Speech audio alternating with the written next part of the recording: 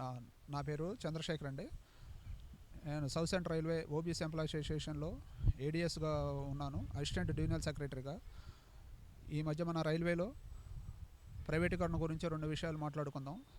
రైల్వేలో అన్ని సెక్టార్లో ప్రైవేటీకరణ శరవేగంగా దూసుకుపోతుంది. కార్మికులుగా అందరూ కూడా ఏకకంఠంతో దీన్ని ఖండించాలి.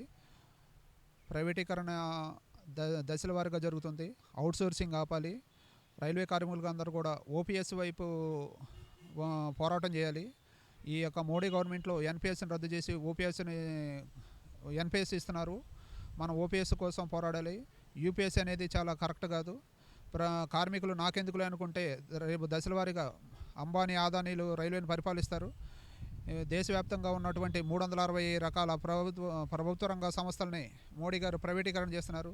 మనం ఆ విధంగా చూస్తే స్టీల్ ప్లాంట్ ప్రైవేటీకరణ, వైజాగ్ స్టీల్ ప్లాంట్ ప్రైవేటీకరణ, కొన్ని ఫ్యాక్టరీలు కూడా కాంగ్రెస్ గవర్నమెంట్లో ఉన్న నెహ్రూ గారు ఇచ్చినటువంటి 360 రకాల పరిశ్రమల్లో కూడా దశల వారీగా ప్రైవేటీకరణ జరుగుతుంది. దయచేసి ప్రతి కార్మికుడు, ప్రతి దేశంలో ఉన్న వాళ్ళు కూడా ప్రైవేటీకరణ ఎదుర్కోవాలి, ఓపీఎస్ని సాధించుకోవాలి. మన సంస్థలు మనం కాపాడుకోకపోతే రేపు రాబోయే రోజుల్లో మనుగడ ఉన్నది కూడా తెలియజేసుకుంటున్నాం. మరొకసారి తెలియజేసుకుంటున్నాం. South Central Railway OBC employees association తరఫున ప్రతి కార్మికుడిని కూడా మేము అనేది ట్రేడ్ యూనియన్లో మీరు విజ్ఞతతో చైతన్యవంతులై ఓటును వినియోగించుకోవాల్సిందిగా కోరుకుంటున్నాం. Thank you.